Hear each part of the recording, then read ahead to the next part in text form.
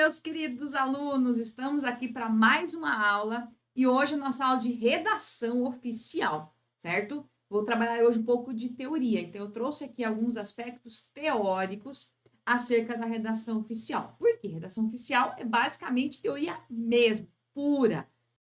Você entenda que as questões cobram expressamente aquilo que está no manual de redação da Presidência da República, certo?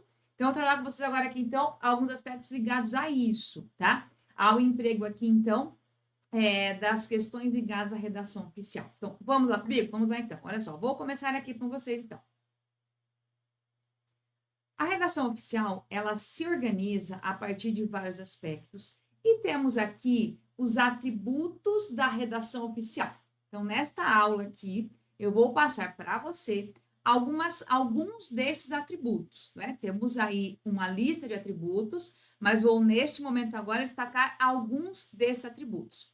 O que são os atributos? São características que devem estar presentes no texto oficial. Não é uma opção aqui, tá? São aspectos que precisam estar presentes no texto oficial. Para que um texto seja oficial, ele tem que seguir algumas regras, e aqui nós temos, então, esses atributos que eles fazem com que um texto tenha a capacidade de ser considerado um texto oficial. Então, por exemplo, eu tenho uma questão assim: julgue se o trecho a seguir está adequado para compor um texto oficial. Ou então, assim, a banca pode te dar um trecho de um texto e apontar nas opções alguns aspectos para verificar se você conhece a relação de atributos e como eles se organizam, certo? Vamos dar para a tela aqui, olha só. Primeiro ponto importante. Um deles aqui é a coesão e a coerência, tá?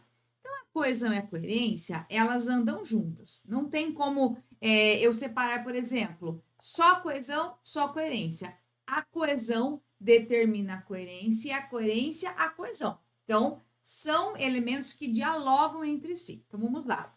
Primeiro ponto importante aqui, ó. O texto precisa ter coesão e coerência. Não é simplesmente uma opção, não. O que acontece? A coesão e a coerência, o que eles facilitam aqui, ó? A conexão, a ligação, a harmonia entre os elementos de um texto, tá?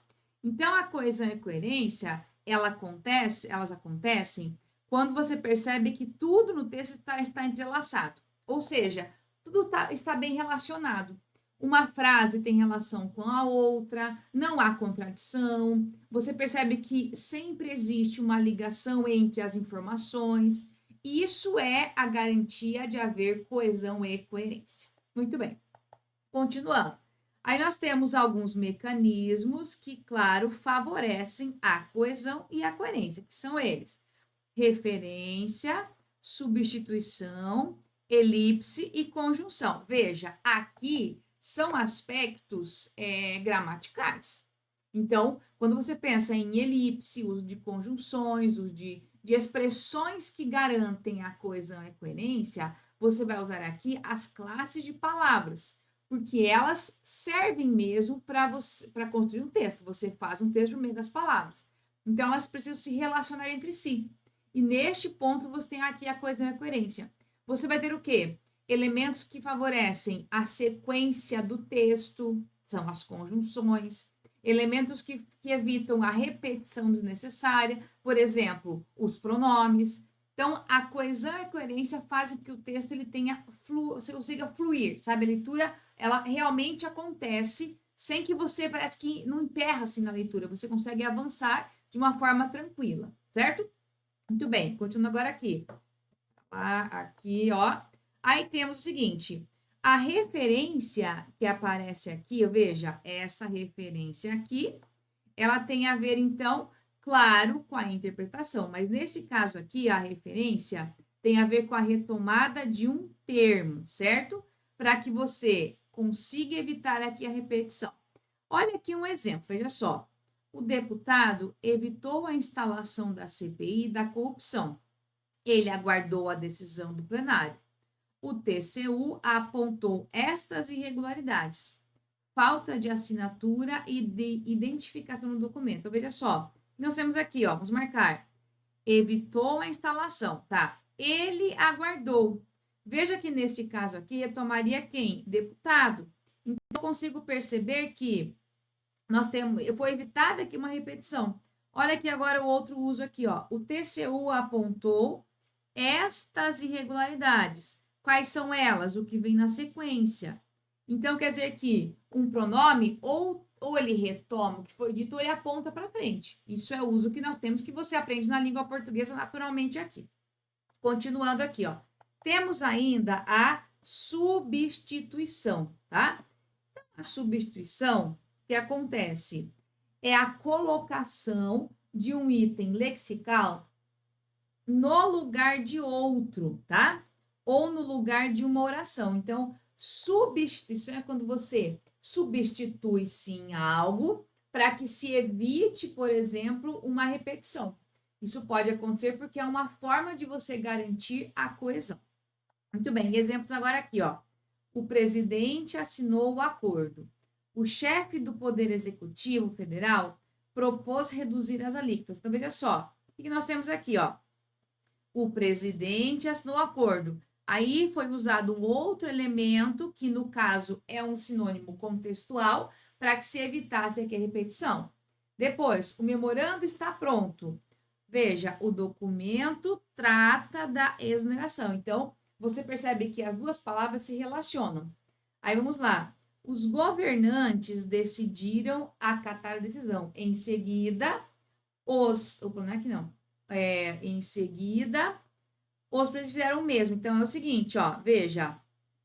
Decidiram acatar a decisão. Fizeram o mesmo. O que acontece? Fizeram o mesmo. Também decidiram acatar a decisão. Então, perceba que a substituição é para isso, para que você evite uma repetição desnecessária e avance aí a leitura do texto. Continuando.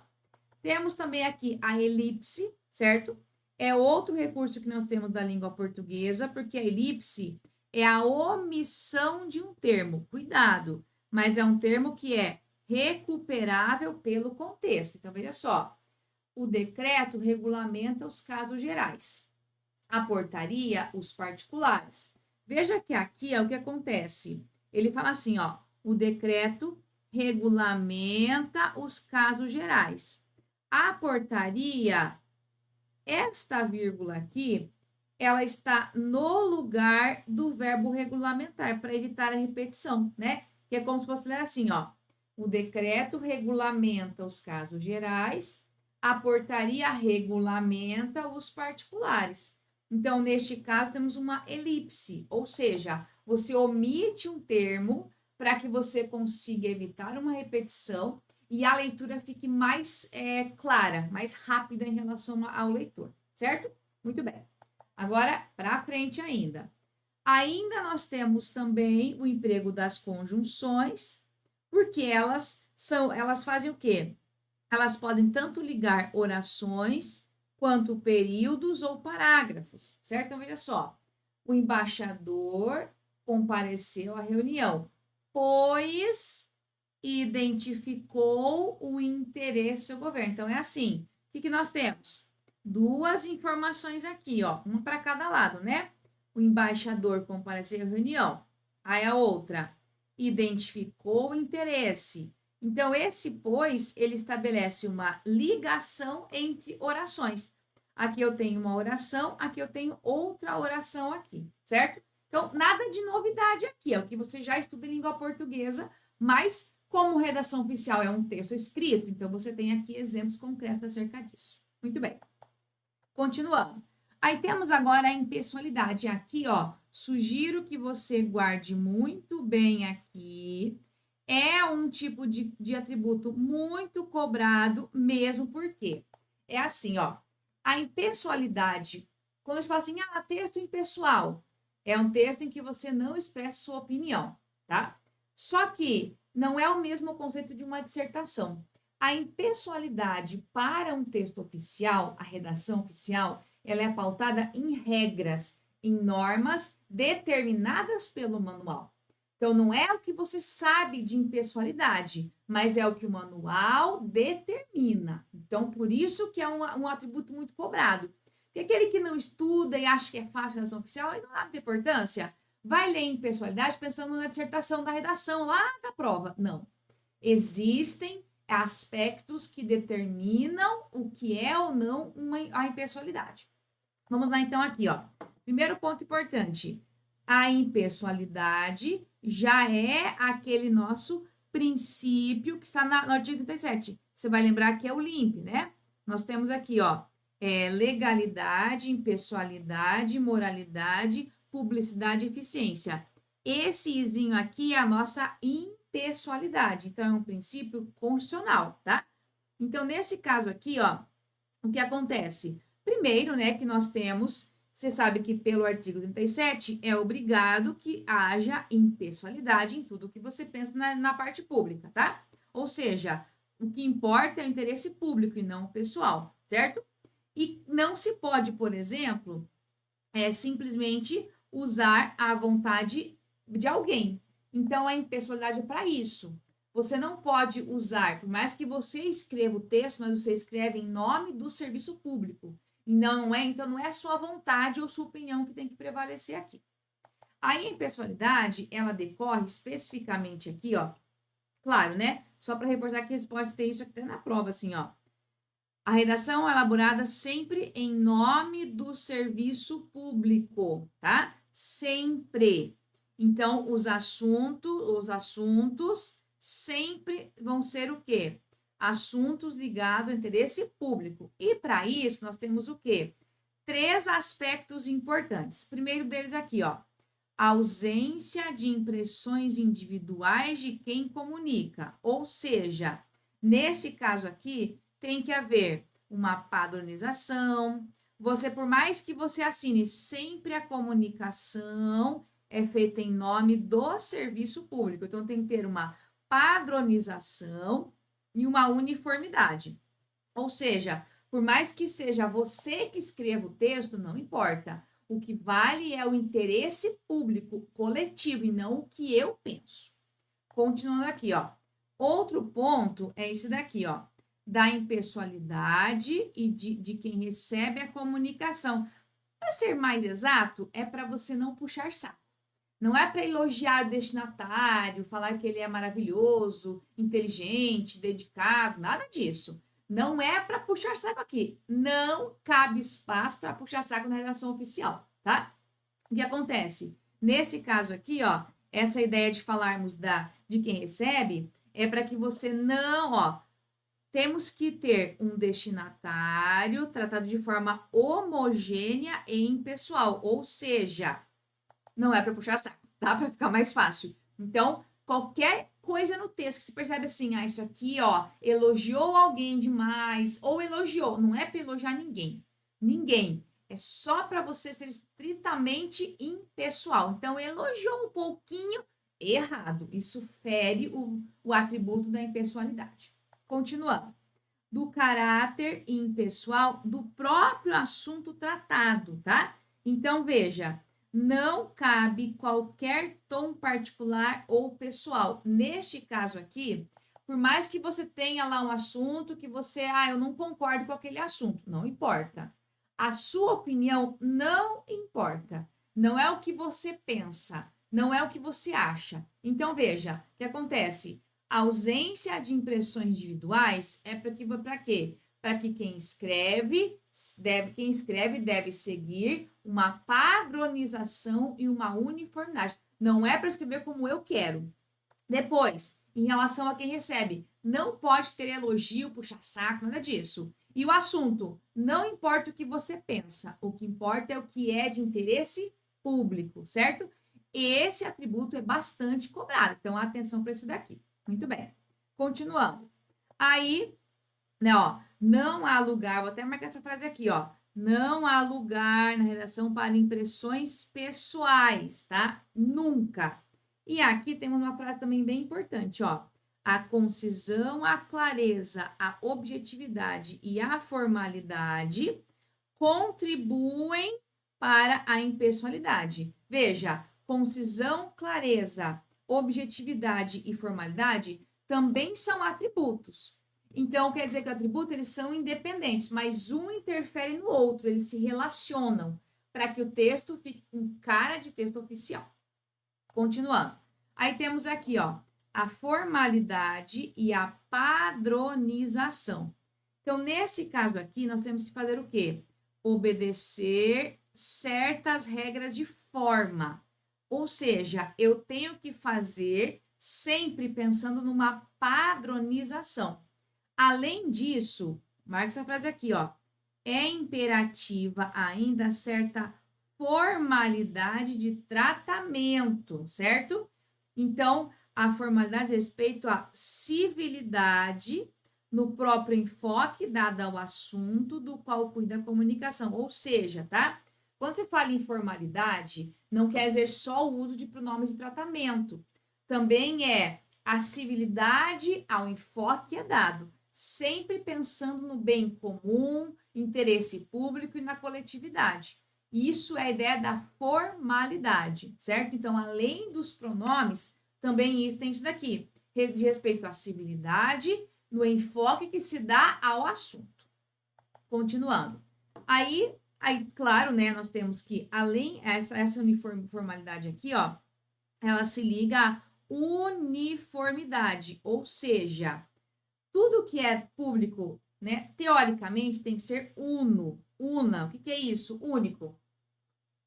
Devem, então, seguir o mesmo padrão, ó. Então, quer dizer que devem seguir o mesmo padrão, tá? E, claro, este manual aqui, até já fala aqui para você, ó. Existe, sim, um padrão para os expedientes oficiais. Expedientes oficiais são, na verdade, os nossos textos, tá? Então, os expedientes oficiais são os textos mesmos que nós vamos escrever. Ou seja, tem que haver uma formalidade. Continuando. Aí temos mais um texto que às vezes você encontra em prova também aqui, ó. A digitação sem erros, o uso de papéis uniformes para o texto, tá? A correta diagramação são indispensáveis para a padronização. Então, realmente, o manual determina tipo de papel, tudo isso. Então, isso é para que eu padronize, para que haja uma unidade, tá? Uma uniformidade. Continuando. Em razão, então, do caráter público, o que acontece? O expediente oficial requer o uso do padrão culto do idioma, tá? Cuidado, então, o uso desse padrão culto é imprescindível. Neste caso, nós temos que fazer o quê? Você tem que evitar modismos, regionalismos, gírias, expressões que são típicas de uma região. Tem que manter a norma padrão, culta, não é outro idioma, as regras são as mesmas. Eu tenho que manter o padrão culto aqui de linguagem, tá? Aí, continuando. Recomendações, então, ó. A língua culta é contra a pobreza de expressão e não contra a simplicidade. Ou seja, texto culto não é um texto que é pobre. Não, você pode usar os recursos da língua, mas sem exagerar, sem ser rebuscado. Então, fazer uma linguagem simples, que qualquer um entenda. Continuando. Também, ó, não significa empregar um modo rebuscado, muito menos utilizar figuras de linguagem, tá? Que é da literatura, porque isso aqui causa o quê? Duplo sentido. E olha que interessante essa frase aqui, ó. A consulta ao dicionário e à gramática é imperativa na redação de um bom texto, tá? Inclusive está aqui. Continuando. Então, ó, não existe, marque lá isso aqui, um padrão oficial de linguagem. O que existe é o uso da norma padrão nos atos de comunicação oficial. E vamos o quê? Vamos seguir tudo, ó. Toda a tradição, tá? Formas sintáticas, tudo que você pensar aqui. Olha, detalhe importante também aqui, outra frase interessante a você marcar cá em prova, ó. O jargão burocrático, como todo jargão, deve ser evitado, pois terá sua compreensão limitada. O que é isso? O jargão burocrático são aquelas expressões típicas de uma área, tá? Nós temos as gírias, que são comuns, abertas. E o jargão burocrático é quando você tem o quê? você tem um tipo de expressão que é como, por exemplo, da área do direito, da economia, da enfermagem, sabe? Existem expressões que são típicas de alguma área. Então, é para que você evite esse tipo de jargão, porque pode prejudicar a compreensão. E o texto oficial, ele é aberto, né? A ideia é que qualquer pessoa entenda o que você escreveu. Então, quando você pensa em texto oficial, tem que cuidar com esse detalhe. Qualquer um tem que ler o texto e entender o seu texto. Portanto, tem que haver esse cuidado acerca do texto oficial. Então, o uso da norma padrão é uma regra, não é uma opção aqui, você precisa manter esse padrão aqui, certo? Então, tudo que a gente falou aqui são atributos da redação oficial, que são muito cobrados em prova e eles determinam como deve ser construído aqui um texto oficial. Fechamos, então, aqui essa primeira parte, tá? Aí, claro, temos mais uma aqui, mas a ideia era mostrar para vocês, então, a perspectiva que nós temos acerca da redação oficial com atributos, tá? São necessários? São. Não é uma opção aqui, tá? É uma necessidade, então você precisa ter aqui esse tipo de cuidado. Então, existe uma norma padrão, um cuidado para que você mantenha o texto aqui estritamente bem organizado, certo? Bom, fechou aqui? Claro que não. Temos muitos aspectos ainda ligados à parte de redação oficial. Então, agora, vou falar mais um pouquinho acerca disso, tá? Temos aí o manual de redação. Sugiro que você leia o manual na íntegra, leia o capítulo 1 e 2, os capítulos 1 e 2, porque são os capítulos cobrados mesmo nas provas de redação oficial, certo? Vamos lá, então, agora, nossa segunda parte da nossa aula aqui, que é mais uma explicação acerca do que está no nosso manual. O manual de redação da Presidência da República traz algumas orientações acerca dos pronomes de tratamento, como eles devem ser usados, quais são eles, como é a concordância, como eles devem ser empregados. Então, aqui nós temos uma abordagem em relação ao que o manual nos traz. Bom, primeiro ponto, tá? Assim, antes para que você entenda o contexto. O manual de redação, ele foi publicado, a terceira edição, que é a oficial, a que está vigente, em dezembro de 2018. Em relação aos pronomes, nós temos um decreto, que é de 2019, que ele muda um pouquinho isso. Então, o que você tem que cuidar? É assim, no edital da sua prova, se aparecer assim, ó, manual de redação da Presidência da República, só isso, e a banca não menciona no edital o decreto, você estuda só o que está no manual. Se houver o manual e o decreto, você tem que estudar os dois para entender como a questão quer que você avalie isso, certo? Se a banca colocar isso, tem que ficar atento, então, a esse decreto. Eu trouxe aqui já tudo junto para você perceber como isso determina a leitura em relação ao pronome de tratamento. Mas já fique sabendo que, como são datas diferentes, o decreto veio depois do manual, então existem sim algumas divergências ali, certo? Vamos lá então aqui, ó. Primeiro ponto importante, vou pegar aqui a tela para ficar melhor. Então, tradicionalmente aqui, ó, isso é tradição, tá? Isso aqui já é algo que é previsto como algo da gramática tradicional. Os pronomes de tratamento, eles acabam usando sempre a segunda pessoa do plural, tá? De maneira indireta e tudo mais. E na redação oficial, nós temos que verificar aqui 3 momentos distintos, ó. Há 3 momentos distintos em que nós usamos os pronomes de tratamento. Vamos lá. Temos aqui, ó, um deles no endereçamento, certo?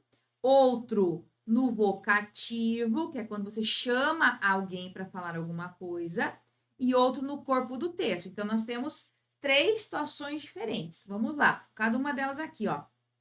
No vocativo, deixa eu colocar a mesma cor aqui. No vocativo, o autor se dirige ao destinatário. E este vocativo aqui, ó, ele vai onde? No início do documento, tá? Escrito lá.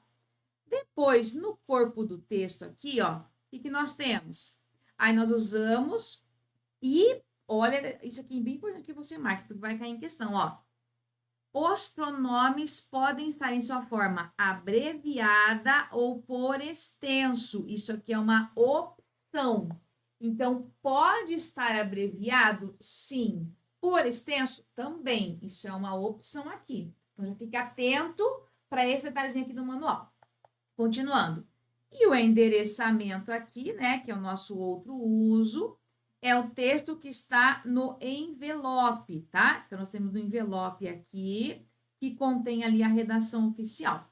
Então, nós temos 3 momentos distintos em que nós usamos aqui, ó, os pronomes de tratamento, certo? Vamos lá agora aqui. Exemplos, ó. Essa tabelinha aqui, ela está lá no manual de redação da Presidência da República. Então, eu tirei de lá. Na verdade, todo o conteúdo aqui está nos capítulos 1 e 2, tá? É isso que cai na prova. Mas essa tabelinha aqui já está no manual. Ou seja, nós seguimos o que está aqui. Vamos lá para nós verificarmos o que a banca nos dá de opção aqui, ó. Veja só. Para esses 3 cargos aqui, ó, tá? Que são os chefes de poder, nós temos o quê? O presidente da República, presidente do Congresso Nacional, presidente do STF, tá? Aqui nós temos nossos chefes de poder. Perceba que muda para cá um pouquinho, mas olha só, calma, vou um pouquinho para lá. Nós temos o quê? No endereçamento, isso aqui você tem que ficar atento, isso aqui é lá no envelope, tá? O que eu uso? A sua excelência, olha aqui, ó, não é vossa, é sua, cuidado com isso aqui, no envelope é a sua excelência, o senhor, tá? Aí no vocativo, o vocativo está lá no início do texto, tá? Dentro da folha mesmo, tem o quê, ó? Excelentíssimo senhor, excelentíssimo senhor, excelentíssimo senhor, tá? Dentro do texto mesmo, tá? No corpo do texto, usamos o quê? Olha a diferença aqui, ó. Vossa Excelência. Então, detalhe importante, tá? Ó, no endereçamento é Sua Excelência. No corpo do texto, Vossa Excelência. Então, atenção, porque você vai ter questão que quer fazer uma confusão aqui para sua cabeça, tá? Isso aqui acontece bastante mesmo. Continuando.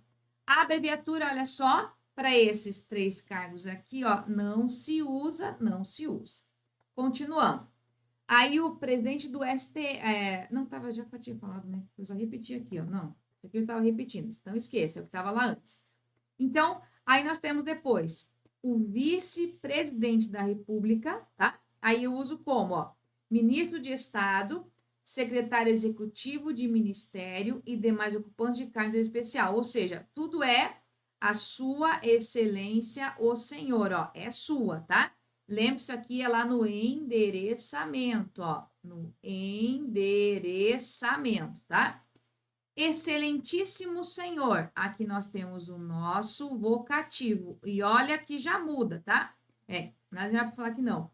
Senhor, ó, essas três autoridades aqui, eu uso excelentíssimo senhor, e só para eles.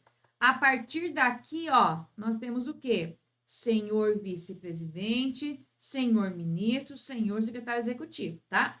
Aqui é no corpo do texto, então no corpo do texto você usa Vossa Excelência aqui. E aqui eu já tenho aqui a abreviatura, tá? Ó, nesses 3 cargos aqui, nós não temos abreviatura. Agora, a partir daqui, sim, ó, nós já conseguimos abreviar aqui. Decore essa abreviatura aqui, ó. Tá vendo? V, ponto, E, maiúsculo, X, A, ponto, tá? Tem que ser assim. Continuando ainda. Temos embaixador, aí eu uso a sua excelência, o senhor, para oficial general das Forças Armadas, outros postos militares ao senhor, senador da República, a sua excelência, o senhor. E agora o vocativo é senhor embaixador, o senhor mais o posto aqui. Corpo do texto, vossa excelência, vossa senhoria, vossa excelência. E aqui nós temos a nossa abreviatura aqui, ó. Veja, V ponto, S maiúsculo, A ponto, tá? Então, todos eles têm aqui.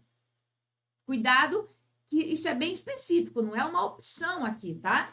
Essa forma de uso dos pronomes, você vai ter muita questão que faz uma confusão só, tá? Então, assim, mas agora, as bancas gostam de fazer confusão trocando sua pelo vossa, senhor e coloca senhor excelentíssimo, sei lá. As bancas gostam de fazer uma confusão. Tem que ficar atento mesmo. É decoreba mesmo, tá? Continuando. Aí temos ainda, deputado federal, a sua excelência o senhor, ministro do Tribunal de Contas da União, a sua excelência o senhor, ministro dos Tribunais Superiores, a sua excelência o senhor. Então, aqui, ó, nós temos o quê? Veja, é o endereçamento aqui, ó, tá? O endereçamento. Aqui é o nosso vocativo, tá? Aqui. E aqui é lá no corpo do texto, certo? Ó, senhor deputado, senhor ministro. Vossa excelência, aqui, e aqui as nossas abreviaturas, tá? Muito bem. Claro, ó, os exemplos são, claro, mero exemplos, são exemplos só, né? Não são apenas estes, tá? Então, só cuidado.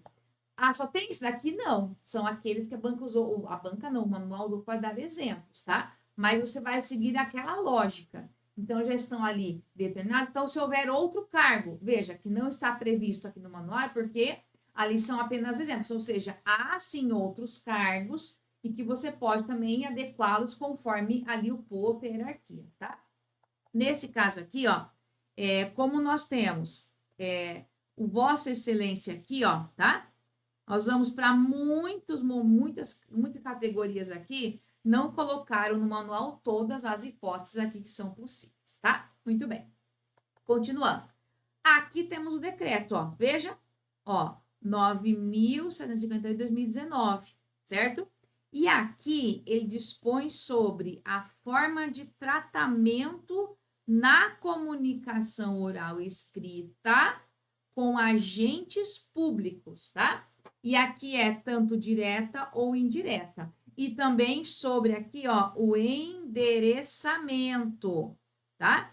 Então, perceba que aqui nós temos uma pequena alteração. Como eu falei, olhe para o edital. Se o edital não menciona o decreto, a banca não pode cobrar aqui em relação a esse decreto, certo? Então, nós temos o manual e o decreto, são dois documentos diferentes. Continuando. O disposto, tá? Aplica-se às, olha só, cerimônias nas quais o público participe. Então, veja só. A quem é? Aos servidores públicos ocupantes de cargo efetivo, militares e forças armadas auxiliares, empregados públicos, pessoal temporário, empregados, conselheiros, diretores, presidentes aqui, empregados terceirizados. Veja, tudo aquele elenca quais são as autoridades que nós temos aqui, tá? Então, ele já coloca para você assim, ó. Ele dispõe a forma que deve ser usada e ele mostra para você quem são, ó. Aplica-se a quem? Aí ele vai elencar quais são as pessoas ligadas aqui, tá? Aí não se aplica. Então, aqui ele fala para você assim, ó. Este aqui aplica-se, tá? Aí não se aplica às comunicações que estão ligadas a autoridades estrangeiras, tá? Porque daí nós temos um padrão ligado ao Ministério das Relações Exteriores. É diferente aqui, tá? E depois, quando nós temos o quê? As comunicações entre agentes públicos, tá? Da Administração Pública Federal e do Poder Judiciário, Legislativo, Tribunal de Contas, Defensoria Pública, Ministério Público, tá? Que exigem um tratamento especial. Então, cuidado, tá? Veja, não é um documento geral, ele coloca para quem se aplica e para quem não se aplica. Você tem que cuidar um pouquinho com esse decreto aqui, tá? Então, pronome adequado aqui, ó. O único pronome adequado, único, tá? É senhor, independentemente do nível hierárquico, natureza do cargo ou função, tá? E o pronome tratamento é flexionado tanto para o feminino quanto para o plural. Mas cuidado, ó. Aqui é para quem ele se aplica e aqui é para quem, ó, não se aplica. Então, você tem que ficar atento a isso, que a banca pode fazer o quê? Colocar um exemplo de um texto para você avaliar se está certo ou não. O uso do vocativo, do fecho, da concordância, do pronome. Então, ela vai fazer isso. Muito bem. Continuando. Formas vedadas. Olha aqui, ó. Olha só. Formas vedadas, tá? É vedado na comunicação com os públicos federais o uso de formas de tratamento, mesmo que abreviadas, tá? Vossa Excelência, Excelentíssimo, Vossa Senhoria, Vossa Magnificência, Doutor, Ilustre ou Ilustríssimo. Ou seja, o único pronome é Senhor. Senhor e só Senhor. O que são vedadas? Proibidas. Não é para usar, certo? Então, por isso que você tem que ficar atento. Se o edital citar o decreto, aí você tem que ficar atento e tiver o manual e o decreto. Então, tem que ficar atento aos pronomes que estão numa prova, por exemplo, tá? Continuando.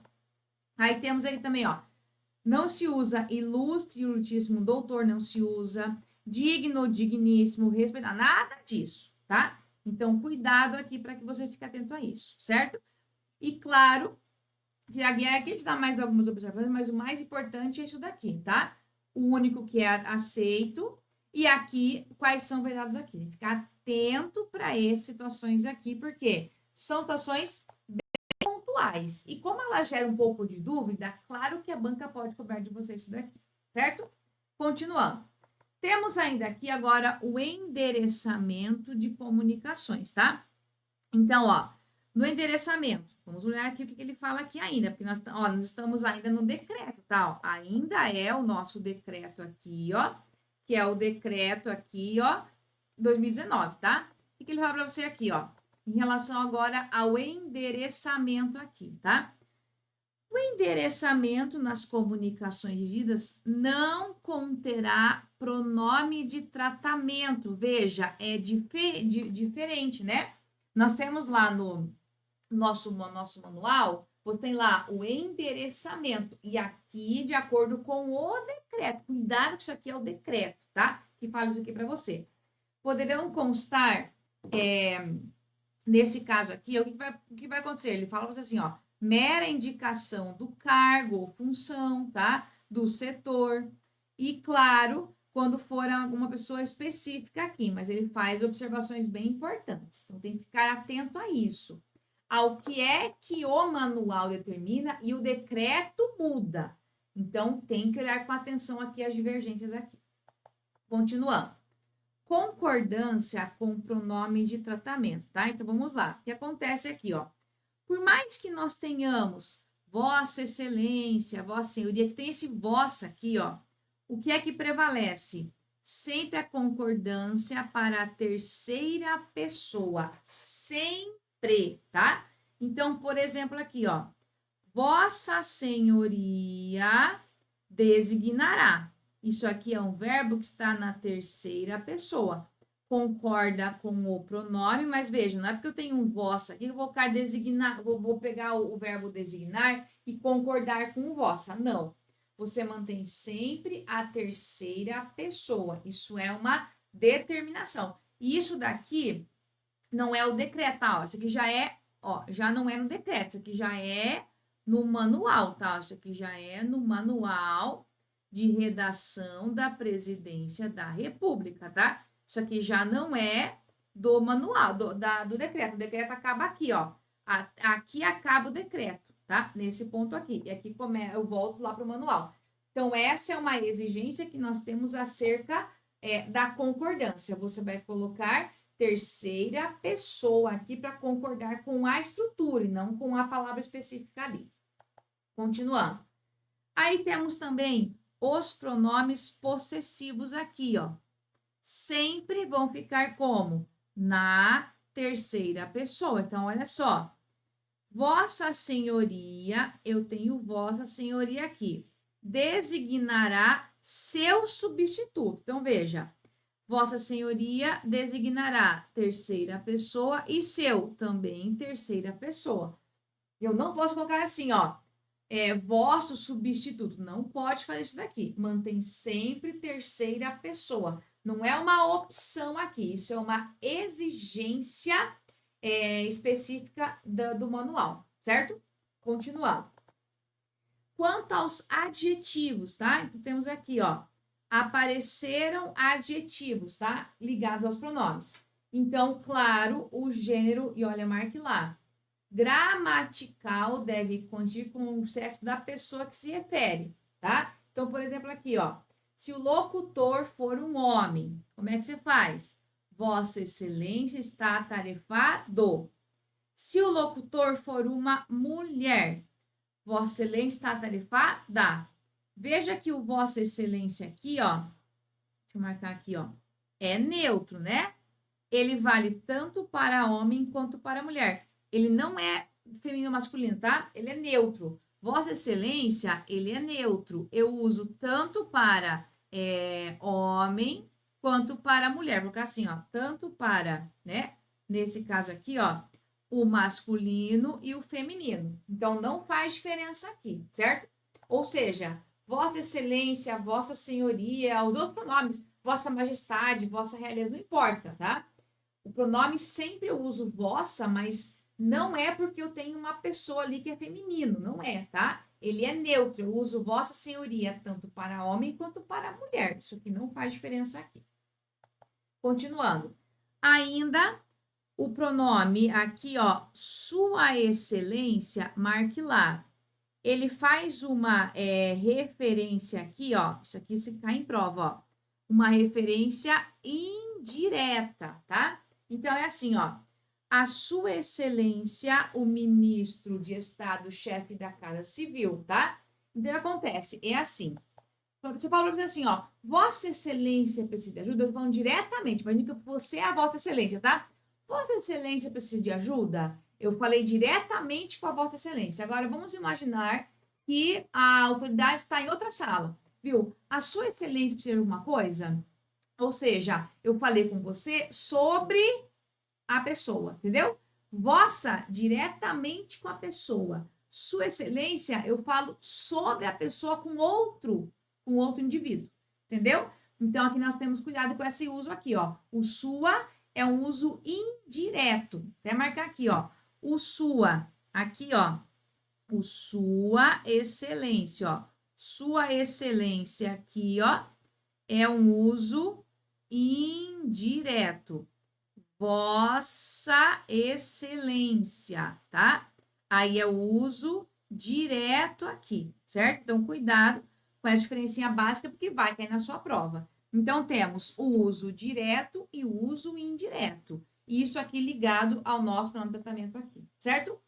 Então, perceba, quando você pensa em usar os recursos da língua, claro que a banca, o manual não inventa nada, você usa, inclusive, ainda a norma padrão. Mas o manual te traz aqui algumas determinações. E nas questões, muitas vezes, são cobradas as frases literalmente como estão no manual. Às vezes pega uma questão que a banca fez o quê? Pegou a frase do manual e jogou. Ctrl C, Ctrl V. Isso acontece, tá? Então, quando você pensa em fazer uma questão, atenção para isso, tá? Tem que ler o manual? Tem que ler o manual, tem que olhar para o manual e entender como ele foi construído aqui e que tudo que está lá pode ser usado de forma literal numa questão de prova. Fechamos então aqui, gente, ó, nossa aula aqui, tá? Uma aula ligada aí à redação oficial. A ideia realmente era dar a você, né, a vocês, uma noção de que a teoria do manual é bem detalhista e, claro, vai cair na sua prova. Ou a banca cobra Ctrl C, Ctrl V, ou ela também adapta para algum tipo de questão. Mas o importante é ler, não se esqueça, os capítulos 1 e 2 do manual, que você consegue baixar gratuitamente aí da internet, tá bom? Beijo para vocês, então. Um grande abraço. Até a nossa próxima aula, gente. Até mais.